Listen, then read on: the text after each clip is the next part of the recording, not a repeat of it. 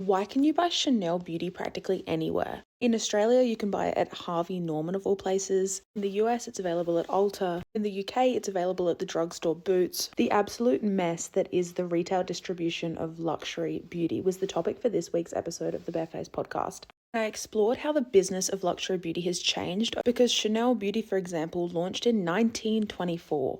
And back then, the intention of beauty brands for these luxury fashion houses was to allow these brands to sell low-cost products without cannibalizing their artisanal messaging. If Chanel came out with a really cheap bag, it would cannibalize the reputation of their really expensive ones. So the cheapest product you can buy at Chanel is still nearly 10 grand. Beauty is different enough that it means the two don't compete. Although beauty has a higher profit margin than fashion, it's being sold at such a lower cost, meant that the brand had to sell a lot of them to be profitable. So it was all about this mass distribution. This doesn't really work anymore. Like when you look at some of the luxury beauty brands that are dominating, Tom Ford Beauty, for example, attributes the success to the distribution being really tight, which these other luxury brands can't claim. Or even more recent launches like Bottega Veneta expanding into fragrance, where these are practically impossible to get your hands on them. The way that this business landscape is shifting is really interesting, and if you want to understand it, check this out.